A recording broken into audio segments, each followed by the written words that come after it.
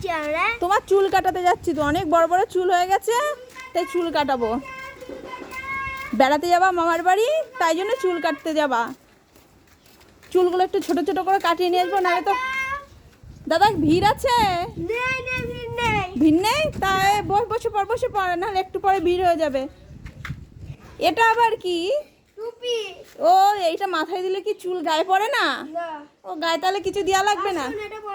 হ্যাঁ হ্যাঁ, পরিয়ে দেন, নাহলে গায়ে কুটকুট করবে খুনি। এই মরেছে, কি হলো আবার? হ্যাঁ, ঠিকভাবে বসতে পারি, ঠিক করে বসাবেন, বড্ড দুষ্টু বাচ্চা। আর দেখবেন মাথাটাতে না কেটে যায় চুল কাটতে গিয়ে। এই পরে চুল কাটতে হয় নাকি? এতদিন জানতাম তো রান্না করার সময় পরে। ওই বাচ্চারাও জানে এগুলো। হয়েছে, একদম ছোট ছোট করে কাটবেন। হ্যাঁ, পিছনে আসুন, পিছনে আসুন, আসুন আসুন আসুন। হ্যাঁ, এই তো। কি দিয়ে কাটবেন? অস্ত্রপাতি তো কিছু দেখতে পাচ্ছি না। ও বাবা, এবার চেয়ারে কি আমার গোল গোল করে ঘোরে? বাহ, হেবি সুন্দর চেয়ারটা। ঠিকভাবে আপনি বসুন না।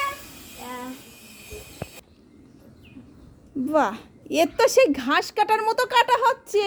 এই মা, কি চুল কাটা হচ্ছে? মেশিন কই? এখন তো মেশিন দিয়ে কাটে সবাই। গ্রাম তো, এটা তাই মেশিন নেই। ও, এটা গ্রাম, তাই আমি তো জানতাম এখানে মেশিন আছে। আগে বলবেন তো, এসে যদি যাই এরকম দুষ্টু বাচ্চাদের ওই সব দিয়ে কাটলে হয়? ও,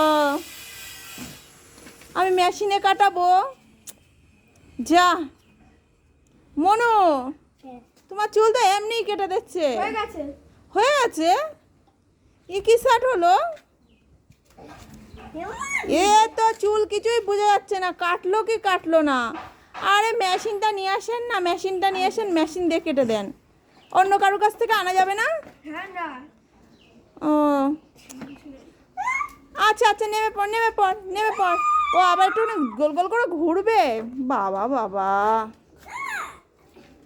হয়েছে, এবার নেমে যা, চুল গায়ে লেগে যাবে।